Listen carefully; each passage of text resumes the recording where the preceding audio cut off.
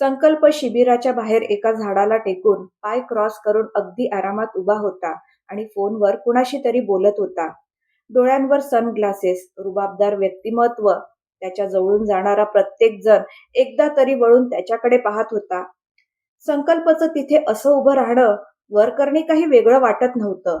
पण जिथे मिस्टर आकडू असतात तिथे काहीतरी खास नसणं शक्यच नव्हतं.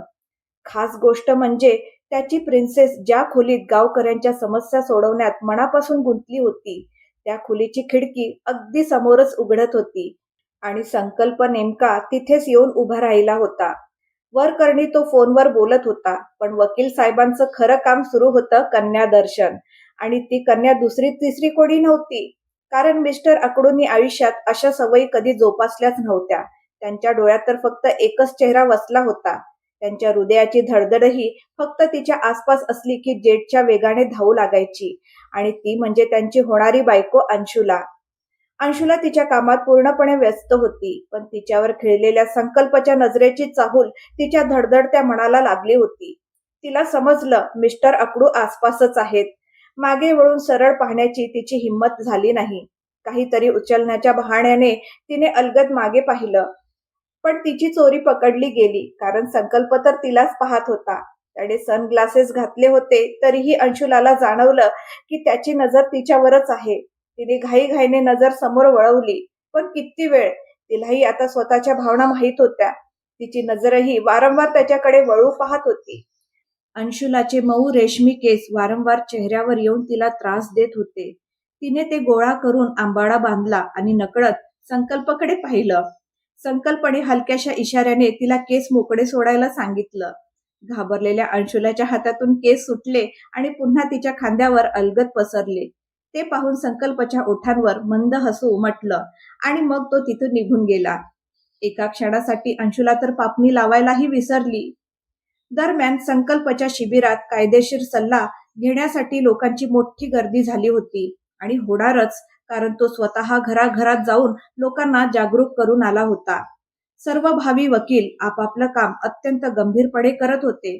दुपारच्या जेवणाची वेळ झाली होती, पण कुणालाच जेवायला वेळ नव्हता. गावचे सरपंच अनेकदा येऊन सर्वांना जेवणासाठी बोलावून गेले होते. आजचं जेवण त्यांच्या वतीने गावातच तयार करण्यात आलं होतं.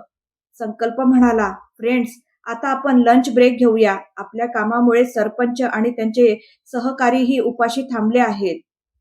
सगळे जेवणाच्या टेबलावर जाऊन संकल्पची वाट पाहू लागले. तो मात्र सरपंचांसोबत एका गंभीर विषयावर चर्चा करत हळूहळू तिकडे येत होता. त्याची नजर अंशुला समोर रिकाम्या असलेल्या 2 खुर्च्यांवर पडली. काहीतरी विचार करून त्याच्या ओठांवर मिश्किल हास्य उमटलं. अंशुलाने पाहिलं की जेवणाच्या टेबलाजवळ फक्त 2च खुर्च्या रिकाम्या होत्या, आणि त्याही दोन्ही अगदी तिच्या समोर. तिचे तर हातपायच गळाले. हे आकडू महाराज आता अगदी समोर बसणार, मग मी जेवणार तरी कसं? माझ्या तोंडातून एक घासही खाल्ला जाणार नाही. हे देवा, माझ्याच बरोबर असे खेळ का खेळता? बहुतेक तुम्ही विचार केला असेल, अंशुलाच्या नशिबात इतका देखणा वर लिहून ठेवू, आणि मी यांच्या नादात कालपासून उपाशीच आहे. संकल्प येऊन अगदी अंशुला समोर बसला. सकाळपासूनच्या धावपळीमुळे त्याला मिस यादवंशीकडे निवांतपणे पाहण्याची एकदाही संधी मिळाली नव्हती, आणि आता ती संधी मिळताच तो अगदी मनसोक्त तिच्याकडेच पाहत बसला. अंशुला तोंड वाकडं करून मनातच काहीतरी पुटपुटत होती. संकल्पला तिची घालमेल चांगलीच समजत होती, पण सगळ्यांसमोर काहीही न बोलता तिला छेडण्यात त्याला फार मजाही येत होती. मिश्किल हसत तो म्हणाला, तू ठीक आहेस ना मिस यादवंशी? अंशुला मनातच कुरकुरली, या सडू महाराजांकडे बहुतेक शब्दच संपले आहेत. सतत एकच प्रश्न विचारत असतात. अरे, तुमच्या उपस्थितीत मी बरी कशी असणार? संकल्प म्हणाला, काही म्हणालीस का? अंशुलाने नकारार्थी मान हलवली. संकल्पने हातानेच इशारा करत विचारलं, मग उत्तर का दिलं नाही? वारे कनेक्शन. मिस यादवंशींना इशाराही समजला. ती अडखळत म्हणाली, मला डाळ हवी आहे. संकल्पने खट्याळपणे तिच्याकडे पाहत डाळीचं भांड तिच्या समोर सरकवलं. संकल्प त्याच्या आवडत्या कामात अंशुलाकडे पाहण्यात एवढा गुंतला होता की त्याचं स्वतःचं जेवणही नीट झालं नाही, आणि अंशुला ती संकल्पच्या खोडकर नजरा आणि चाळ्यांमुळे इतकी अस्वस्थ झाली होती की त्या दिवशीही ती उपाशीच राहिली. बाकीचे मात्र अगदी मनसोक्त जेवणावर तुटून पडले होते, आणि साहिल, त्याला तर नवीन प्रेमी युगुलावर लक्ष ठेवण्यापासून फुरसतच नव्हती. दुसरीकडे गावातील तलावाच्या काठी मोहिता वेगवेगळ्या पोज देत फोटो काढून घेत होती. तलावापासून थोड्या अंतरावर उभा असलेला विद्युत तिच्याकडे हसत पाहत होता. मोहिताची नजर त्याच्यावर पडताच ती दचकली. ए मिस्टर, तू विद्युत आहेस ना? तो पुढे येत म्हणाला, हो, माझं नाव विद्युत. मोहिता म्हणाली, त्या दिवशी ग्राउंडवर संकल्पने ज्याला ओरडलं तो तूच ना? विद्युत म्हणाला, हो, मला तुझ्यासोबत या कॅम्पला यायचं होतं, म्हणून त्या दिवशी ती बोलणी खावी लागली. मोहिता संशयाने त्याच्याकडे पाहत म्हणाली, माझ्यासोबतच का यायचं होतं? विद्युत हसत म्हणाला, पहिल्यांदा तुला पाहिलं तेव्हापासूनच मला तुझ्यावर क्रश आहे. तू किती सुंदर आहेस. पण मी कधी सांगू शकलो नाही, कारण तू तर संकल्पच्या मागे वेड्यासारखं फिरतेस. पण माझ्या मनाला तरी मी कसं समजावू? म्हणूनच तुझ्या मागे मागे इथपर्यंत आलोय. मोहिता त्याच्या चेहऱ्याकडे बारकाईने पाहत होती. त्याच्या डोळ्यातील कपट तिला स्पष्ट दिसत होतं. शेवटी म्हणतात ना, चोर चोर मावस भाऊ. विद्युतच्या डोक्यात काय शिजत आहे हे मोहिताने लगेच ओळखलं. ती चिडून म्हणाली, सरळ मुद्द्यावर ये. इथे का आला आहेस आणि माझ्याकडून तुला काय हवं आहे? विद्युतला समजलं की तिच्या समोर चालाकी चालणार नाही. म्हणून तो थेट म्हणाला, माझा आणि तुझा शत्रू एकच आहे. आपलं ध्येयही एकच आहे. तर मग दोन अनोळखी प्रवाशांनी हात मिळवणी करून पुढचा प्रवास एकत्र का करू नये? मोहिता कडक आवाजात म्हणाली, स्पष्ट बोल. तेव्हा विद्युतने लहानपणापासून अंशुलाची असलेल्या नात्यापासून ते ते नातं तुटण्यापर्यंतची संपूर्ण कहाणी तिला सांगितली. इतकंच नाही तर त्यात भरपूर तिखट मीठ लावून अंशुला आणि संकल्पच्या कथित प्रेम कथेचाही रंग चढवला. फक्त एक गोष्ट मात्र त्याने मुद्दाम लपवली. संकल्प आणि अंशुलाचा साखरपुडा झाला आहे हे त्याने मोहिताला सांगितलंच नाही. मोहिता आधीपासूनच अंशुलाबद्दल द्वेषाने पेटलेली होती आणि त्या द्वेषाच्या आगीत आणखी तेल ओतण्याचं काम विद्युत अतिशय चालाकीने करत होता. विद्युत म्हणाला, ती मुलगी दिसायला जितकी भोळी वाटते ना, प्रत्यक्षात तितकीच धूर्त आहे. संपूर्ण कॉलेजला माहित आहे की तू संकल्पवर प्रेम करतेस. मोहिता तुच्छतेने म्हणाली, प्रेमासारख्या फालतू गोष्टींवर मी माझा वेळ वाया घालवत नाही. पण हो, मला संकल्पला माझ्या इशाऱ्यांवर नाचवायचं आहे आणि तो तो सतत आपल्या अहंकारात माझा अपमान करत आला आहे. आता मला त्याचा तो अहंकार मोडायचा आहे. त्याला माझ्यासमोर गुडघे टेकायला लावायचे आहेत. आणि त्या मुलीची हिंमत तर बघ, माझ्यापासून संकल्पला हिसकावून घेण्याचा प्रयत्न करत आहे. संकल्प फक्त माझ्यावरच प्रेम करू शकतो, फक्त माझ्यावर. माझ्या आणि संकल्पच्या मध्ये जो कोणी येईल त्याला कायमचं बाजूला व्हावं लागेल. तिला रस्त्यातून हटवण्यासाठी मी कोणत्याही थराला जाऊ शकते. हे बोलताना तिच्या डोळ्यात संताप उसळला होता. विद्युतचा इशारा समजताच मोहिताने तिच्या मैत्रिणीला साहिलवर लक्ष ठेवायला सांगितलं आणि स्वतः विद्युतच्या कारमध्ये बसून थोड्या अंतरावर झाडांच्या दाटीत गेली. 5 कपटी माणसं एकत्र आली होती, त्यामुळे एखाद्या विनाशकारी योजनेची चर्चा होणं स्वाभाविकच होतं. एका निरागस मुलीविरुद्ध कट रचला जात होता. अशी मुलगी जिने कदाचित स्वप्नातही कुणाचं वाईट केलं नसेल. शेवटी 3 दिवसांनी जेव्हा कॉलेजचे विद्यार्थी पुन्हा पुण्याच्या लॉ कॉलेजला परतणार होते, त्याच दिवसासाठी संपूर्ण योजना आखण्यात आली. अंशुलाला नेमकं कधी आणि कसं विद्युतच्या ताब्यात द्यायचं आणि त्यात मोहिता कोणती भूमिका निभावणार हे सगळं ठरलं. शेवटी हात मिळवताना विद्युतने आपल्या तपकिरी चमकदार डोळ्यांनी मोहिताच्या डोळ्यात पाहत तिचा हात अलगद दाबला. क्षणभर मोहिता त्याच्या नजरेच्या नशेत हरवली. त्याच्या देखण्या व्यक्तिमत्वाकडे पाहून तिच्या चेहऱ्यावर मोहाची छटा उमटली आणि ओठांवर एक वेगळंच हसू झळकलं. विद्युतलाही तिचा हेतू चांगला समजला होता. शेवटी तोही या खेळातला जुना आणि अनुभवी खेळाडू होता. तो हलकसं हसत म्हणाला, चल मग परवा भेटू. मोहिताने एक डोळा मिचकावत उत्तर दिलं, सी यू. विद्युतला भेटून परतताना मोहिताने शिबिरापासून थोडं आधीच थांबून नमिताला फोन केला. पण नमिता फोन कसा उचलणार? ती तर मिस्टर संकल्परावच्या दरबारात मान खाली घालून उभी होती. झालं असं की त्या दिवशी संकल्पच्या शिबिरातील काम त्याच्या टीमने अपेक्षेपेक्षा लवकर पूर्ण केलं होतं, म्हणून तो स्वतःच्या टीमसह साहिलच्या शिबिरात आला. साहिलने पाहिलं की मोहिता आणि नमिता बऱ्याच वेळापासून दिसत नाहीयेत. त्याने त्यांचा शोध घेण्याचा प्रयत्न केला, पण दोघींचाही काहीच पत्ता लागला नाही. तो अजून त्यांचाच विचार करत होता, इतक्यात संकल्प आपल्या टीमसह तिथे पोहोचला. संकल्पला पाहताच साहिलच्या चेहऱ्यावरची चिंता स्पष्ट दिसू लागली. साहिलवर एक नजर टाकताच संकल्पच्या सिक्स सेन्सला काहीतरी गडबड असल्याची जाणीव झाली. तो लगेच म्हणाला, "एनी प्रॉब्लेम ब्रो?" साहिलला संकल्पच्या स्वभावाची पूर्ण कल्पना होती, त्यामुळे काही अनर्थ होऊ नये म्हणून तो अडखडत म्हणाला, "ते यार." संकल्प शांतपणे म्हणाला, "relax, you can tell me." Sahil म्हणाला, "संकल्प, आम्ही इथल्या केसमध्ये खूप बिझी होतो. खरं म्हणजे मोहिता आणि नमिता सकाळपासून काम मनापासून करत नव्हत्या." आणि संकल्पने भुवया उंचावत विचारलं, "आणि गेली 2 तास त्या दोघी कुठेच दिसत नाहीयेत." मग लगेच स्वतःची बाजू मांडत तो म्हणाला, "मला मुद्दाम गोंधळ घालायचा नव्हता, त्यामुळे कॉलेजची इमेज खराब झाली असती." तेवढ्यात नमिता शिबिराच्या एका कोपऱ्यातून चोर पावलांनी आत येताना दिसली. तिला कल्पनाच नव्हती की मिस्टर संकल्पराव तिथे आधीच आले आहेत आणि त्यांच्या तीक्ष्ण नजरेतून काहीही सुटणं अशक्य होतं. नमिता जवळ येताच संकल्पचा चेहरा कठोर झाला. तो नाराजीने म्हणाला, "ओ आय सी, म्हणजे तू तुझी ड्युटी खूपच मनापासून पार पाडत होतीस, नाही का?" नमिताने काही बोलण्यासाठी तोंड उघडलंच होतं, तेवढ्या संकल्पने तिला पुन्हा थांबवलं. "बरं, तुझी फ्रेंड मोहिता इथे कधी येणार आहे?" नमिता म्हणाली, "संकल्प, आम्ही दोघी आत्ताच थोड्या वेळापूर्वी इथून गेलो होतो. खरं तर मी इथे मागेच होते." असं म्हणत तिने पंचायत भवनाच्या मागच्या बाजूला बोट दाखवलं. संकल्प तिच्याकडे रोखून पाहत म्हणाला, "तुझे क्लायंट्स तिकडे मागे का बसले होते?" नमिता घाबरत म्हणाली, "संकल्प, क्लायंट तर इथेच होते. सकाळपासून काम करून आम्ही दोघी खूप थकलो होतो, म्हणून जरा ताजी हवा घ्यायला." पण संकल्पच्या रागीट नजरेसमोर तिचं स्पष्टीकरण अर्धवटच थांबलं. "म्हणजे मोहिता तुझ्यासोबत ताजी हवा घ्यायला गेली नव्हती?" संकल्पने ज्या पद्धतीने विचारलं ते ऐकून अग्रिम आणि सुगंधाची हसता हसता पुरे वाढ झाली. मात्र साहिल परिस्थितीची गंभीरता ओळखून शांत उभा होता. नमिता काही उत्तर देणार इतक्यात मोहिता मागून येऊन संकल्पच्या अगदी जवळ उभी राहत म्हणाली, "काय झालं बेबी, एवढा हायपर का होत आहेस?" संकल्पने तिचा हात झटकत रागाने जोरात म्हटलं, "माइंड युअर लँग्वेज मोहिता, आपण इथे पिकनिकसाठी आलेलो नाही." संकल्पचा राग पाहताच क्षणात तिथे शांतता पसरली. तो पुढे म्हणाला, "आज सकाळपासून तुमची ड्युटी इथे होती, पण तुम्ही दोघी एकदाही इथे दिसला नाहीत आणि इथे कोणत्या उद्देशाने आलात तेही विसरलात का? तुम्हाला बहुतेक वाटतंय की तुम्ही आउटडोअर शूटिंगला आलायत."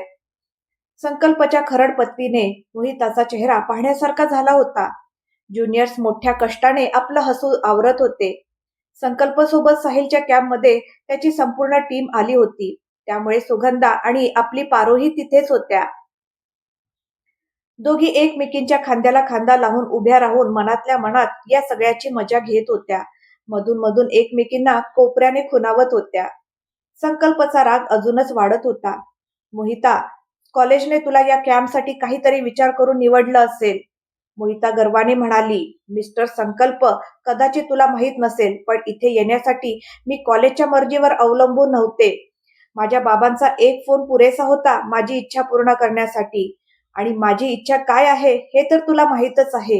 शिवाय कॉलेज माझ्या बाबांना नाही म्हणू शकत नव्हतं. आफ्टर ऑल, माझ्या बाबांनी कॉलेजला इतकं मोठं डोनेशन दिलं आहे." ह्या ऐकताच संकल्पने समोरच्या टेबलावर जोरात हात आपटलं आणि तडक उभा राहत म्हणाला, "व्हेरी गुड मोहिता. आता तू जे काही बोललीस ते शब्दात एका कागदावर लिही आणि खाली स्वतःची सही कर. त्यानंतर कॉलेज ठरवेल की तुला कोणती शिक्षा द्यायची." त्याचं बोलणं ऐकून अंशुला मनातच म्हणाली, "हे तर माझ्या कल्पनेपेक्षाही 2 पावलं पुढे निघाले. यांच्यापासून लांब राहिलेलंच बरं. मोहिता सुद्धा यांच्यासमोर टिकत नाही, तर मग मी कोण? हे देवा, मला यांच्यापासून वाचवा." इथे मोहिता संकल्पच्या बोलण्याने घाबरली. मग त्याचा हात धरत गोड आवाजात म्हणाली, "प्लीज डिअर, एवढीशी गोष्ट आहे, इतकी का वाढवतोयस?" परिस्थिती आणखी चिघळू नये म्हणून साहिल मध्ये पडत म्हणाला, "मोहिता, आज उरलेले केस तू उद्या पूर्ण कर." संकल्प म्हणाला, "साहिल, आजच्या दिवसांचा यांचा वर्क रिपोर्ट तुझ्या सहीसह मला दे. आज पहिला दिवस आहे म्हणून मी फक्त यांना वॉर्निंग देतोय. पण उद्याही जर हाच प्रकार सुरू राहिला तर मला कॉलेजला रिपोर्ट करावाच लागेल." त्यानंतर संकल्प ज्युनियर्सकडे वळून म्हणाला, "तुम्ही सगळेही पटकन तुमचं सामान आवरा आणि बसमध्ये जाऊन बसा." मोहिता आणि नमिता तिथून निघून गेल्यावर साहिलने संकल्पच्या गळ्यात हात टाकत म्हटलं, "काहीही म्हण, आज तर भारीच मजा आली. तू त्या दोघी चेटकिनींची बोलतीच बंद केलीस. तू नसतास तर त्या माझं काहीच ऐकल्या नसत्या. साहिलचं बोलणं ऐकून संकल्पच्या चेहऱ्यावर हलकंसं हसू उमटलं, पण त्याने ते लगेच लपवलं. त्याचा मूड हलका करण्यासाठी साहिल म्हणाला, यार एक भन्नाट सल्ला देऊ का? त्या दोघींना तू तुझ्याच कॅम्पमध्ये घेऊन जा ना. हे म्हणत त्याने संकल्पच्या खांद्यावर हात ठेवला. संकल्पने त्याच्याकडे रोखून पाहिलं. ते पाहता साहिलने पटकन हात मागे घेतला आणि म्हणाला, सॉरी यार, मी तर फक्त मजाक करत होतो. असं म्हणत तो गप्पच जाऊन बसमध्ये बसला. हॉस्टेलच्या रूममध्ये थोडा वेळ विश्रांती केल्यानंतर संकल्प आणि साहिल फेरफटका मारण्यासाठी ग्राउंडवर गेले. दोघंही गवतावर आडवे झाले. समोरच गर्ल हॉस्टेलची इमारत होती. ती पाहताच संकल्पच्या डोळ्यांसमोर अंशुलाचा निरागस चेहरा तरळून गेला. नकळत त्याच्या ओठांवर हसू उमटलं. साहिलने त्याला हाताचा कोपरा मारत विचारलं, काय बुवा, आज खूपच हसताय. गेल्या काही दिवसांपासून साहिल संकल्प मधला बदल बारकाईने पाहत होता. त्याच्या आतला गुप्तहेर जागा झाला होता. संकल्पने साहिलचे गाल ओढत विचारलं, काय रे, मी हसलो तर भूकंप येणार आहे का? साहिल गूढ हसत म्हणाला, नाही रे माझ्या संन्यासी बाबा, तसं काही होणार नाही. पण विचार करत होतो, अशी कोणती अप्सरा आहे जिने आपल्या संन्यासी बाबांची तपस्या भंग केली आणि त्यांच्या ओठांवर हे हसू आणलं.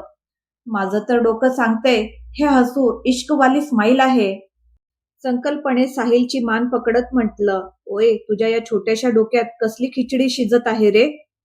साहिल मान सोडवण्याचा निष्फळ प्रयत्न करत म्हणाला, जरा हळू यार, आई बाबांचा एकुलता एक मुलगा आहे मी. तुझ्या नादात मेलो तर बिचारे अनाथ होतील. संकल्प हसत म्हणाला, अरे बावळटा, आई बाबा अनाथ होत नसतात. दोघेही एकमेकांशी मस्ती करत होते. त्या क्षणी कोणीही संकल्पला पाहिलं असतं तर काही वेळापूर्वी हाच माणूस सगळ्यांवर वादळासारखा कोसळला होता यावर त्यांचा विश्वासच बसला नसता. रात्रीच्या जेवणासाठी सगळे पुन्हा हॉस्टेलच्या मेसमध्ये जमले. सुगंधा आणि अंशुला आधीच येऊन बसल्या होत्या. थोड्याच वेळात साहिल आला आणि हसत म्हणाला, हॅलो ब्युटिफुल गर्ल्स. दोघींनी एका सुरात उत्तर दिलं, हॅलो सर. साहिल अदबीने वाकत म्हणाला, मी तुमच्यासोबत बसू शकतो का? सुगंधा हसून म्हणाली, ऑफकोर्स सर. असं म्हणत ती थोडी बाजूला सरकली. साहिल अगदी निर्धास्तपणे तिच्या शेजारी जाऊन बसला. त्या दोघांना एकत्र पाहून अंशुला मनातच हसली. दोघे एकत्र किती छान दिसतात, किती सहजपणे सगळ्यांसमोर एकत्र बसले आहेत. पण त्या क्षणी तिच्या मनात एक हलकीशी कळ उठली. थोड्या वेळाने संकल्प आला. साहिलला त्या दोघींसोबत बसलेलं पाहून तो क्षणभर थांबला. त्याने संपूर्ण हॉलवर नजर फिरवली. हॉल ज्युनियर आणि सिनियर्सनी भरलेला होता. साहिलने अंशुलाच्या शेजारी रिकामी खुर्ची दाखवत म्हटलं, ये, तुझी जागा रिकामी आहे. आणि सगळ्यांच्या नजरा चुकवत त्याने सुगंधाकडे पाहून डोळा मारला. पण साहिलची ही खोडी संकल्पच्या नजरेतून सुटणं अशक्यच होती. संकल्पने त्याच्याकडे रागाने पाहिलं आणि अंशुलाच्या शेजारी न बसता दुसऱ्या टेबलवर जाऊन बसला. साहिल आणि सुगंधा अंशुलाकडे पाहू लागले. अंशुलाचा चेहरा पूर्णपणे लाल झाला होता. साहिलने प्रसंग सावरत म्हटलं, तुम्ही बोलत बसा, मी संकल्प सोबत बसतो. असं म्हणत तो जाऊन संकल्पच्या शेजारी बसला. अंशुलाला लगेच समजलं की संकल्प मुद्दाम तिच्यासोबत बसणं टाळत आहे. त्याच्या या वागण्याने तिच्या मनाला फार वेदना झाल्या. ती जेवण अर्धवट सोडून उठली आणि सुगंधाला म्हणाली, मला भूक नाहीये, मी जाते रूममध्ये. मोठ्या प्रयत्नाने रडू आवरत ती तिथून निघून गेली. तिला असं जेवण न करताच जाताना पाहून संकल्पला काही समजेना की अचानक तिला काय झालं. साहिल आणि सुगंधा एकमेकांकडे पाहू लागले. साहिलने खुणेने सुगंधाला विचारलं की काय झालं. सुगंधाने मान हलवत मलाही काही माहित नाही असा इशारा केला. इकडे अंशुला रूममध्ये पोहोचताच पलंगावर उपडी पडली आणि विचार करू लागली, त्यांच्या वागण्यावर मी इतकं का दुखावते? साहिल सर आणि सुगंधाची गोष्ट वेगळी आहे. ते दोघं एकमेकांवर प्रेम करतात आणि मला तर माहित आहे त्यांच्या आयुष्यात माझं स्थान काय आहे. घरच्यांनी जबरदस्तीने त्यांच्या गळ्यात टाकलेली एक जबाबदारी. मग मला एवढा त्रास का होतोय? ते माझ्या डोळ्यात पाहतात तेव्हा मला जे जाणवतं ते फक्त माझ्या मनाचा भ्रम आहे का? कदाचित त्यांच्या मनात माझ्यासाठी काहीच विशेष भावना नसतील. त्यांना वाटेल तेव्हा एकांतात माझी काळजी घेतात. बस एवढंच नातं आहे माझं त्यांच्याशी. इतकं मनात येताच तिच्या डोळ्यातून पुन्हा अश्रू वाहू लागले. इकडे संकल्प मात्र बेचैन झाला होता. अंशुला काहीही न खाता का निघून गेली हे त्याला समजेना. तो अस्वस्थपणे आपल्या खोलीत एअर झाऱ्या घालत होता. कोणाला विचारू माझ्या प्रिन्सेसच्या या दुःखाचं कारण काय आहे? मग त्याने आपल्या घरी फोन करून सगळ्यांची चौकशी केली. अंशुलाचा भाऊ समरलाही फोन करून घरात सगळं ठीक आहे ना याची खात्री केली. खोलीच्या खिडकीत उभा राहून तो विचारात हरवला होता. तेवढ्यात त्याची नजर खाली ग्राउंडवर फेरफटका मारणाऱ्या अंशुलावर पडली. तिच्याकडे पाहत तो मनातच हसला. माझा जीव टांगणीला लावून तू मात्र निवांत फेरफटका मारतेस miss Yadavanshi. This is not fair. I am coming. तो लगेच धावतच खाली ग्राउंडवर आला. त्याने पाहिलं अंशुलाच्या चेहऱ्यावर खोल उदासी पसरली होती. तो तिच्याकडे बारकाईने पाहत मनात म्हणाला, अशी कोणती गोष्ट आहे जी तुला इतकी त्रास देत आहे? अचानक अंशुलाच्या हृदयाचे ठोके वाढू लागले. ती घाबरून आजूबाजूला पाहू लागली. संकल्प जाऊन अंशुलाच्या अगदी समोर उभा राहिला. त्याला पाहून अंशुला तिथून निघून जाऊ लागली. अंशुलाचं हे वागणं संकल्पाच्या लक्षात येत नव्हतं. तो मनात विचार करू लागला, सकाळपासून आतापर्यंत मी असं काय बोललो ज्यामुळे ती इतकी नाराज झाली? अंशुला पुढे पाऊल टाकणार इतक्या संकल्पच्या त्या ओढ लावणाऱ्या आवाजाने तिच्या पायात जणू बेड्या ठोकल्या. पहिल्या दिवसापासूनच संकल्पचा तो खोल भावूक आवाज ऐकताच अंशुला स्वतःवरचा ताबा हरवून बसायची. मग आज ती पुढे कशी गेली असती? त्याचा आवाज तिच्या मनाच्या अगदी तळापर्यंत उतरला. तू ठीक आहेस ना मिस यादवंशी? संकल्प तिच्या समोर उभा राहून तिच्या मनाची विचारपूस करत होता. अंशुला म्हणाली, मी अगदी ठीक आहे सर. संकल्प तिच्या डोळ्यात पाहत म्हणाला, मग मला असं का वाटतंय की तू माझ्यापासून काहीतरी लपवत आहेस? प्लीज मला सांग. अंशुलाचे डोळे खूप काही सांगत होते, पण तिचे ओठ मात्र शांत होते. संकल्प पुन्हा म्हणाला, प्लीज मिस यादवंशी सांग ना. अंशुला हळूच म्हणाली, काही नाही सर, मला झोप येते, मी झोपायला जाते. असं म्हणत ती निघू लागली. कारण तिला माहित होतं अजून काही क्षण इथे थांबली तर स्वतःच्या भावना ती आवरू शकणार नाही. संकल्पाच्या नजरा थेट तिच्या हृदयापर्यंत पोहोचत होत्या. ती पुढे निघाली इतक्यात संकल्प झपाट्याने तिच्या जवळ आला. त्याने तिचा हात धरून तिला हलकेच आपल्या दिशेने ओढलं. अंशुला थेट त्याच्या छातीवर येऊन आदळली. संकल्प तिच्याकडे पाहत ठाम आवाजात म्हणाला, माझ्या प्रश्नाचं उत्तर दिल्याशिवाय तू इथून जाऊ शकत नाहीस, समजलं? अरे बाबा, आता कुणीतरी या मिस्टर अकडूंना समजावून सांगा. पुस्तकं तर भरपूर वाचलीत यांनी, पण मनाची भाषा वाचणं अजूनही त्यांच्या आवाक्या बाहेरच आहे. बिचारे अजून प्रेमाच्या बाबतीत अगदी नवके आहेत. मित्रांनो, पुढचा भाग खूपच रंजक असणार आहे. त्यात तुम्हाला मिस्टर अकडूंचं प्रेम व्यक्त करण्याचं आगळं वेगळं रूप पाहायला मिळेल. तसेच मोहिताने नेमकी कोणती योजना आखली आहे हे जाणून घेण्यासाठी पुढचा भाग नक्की पहा. आजचा भाग तुम्हाला कसा वाटला मला कमेंट करून नक्की सांगा. धन्यवाद.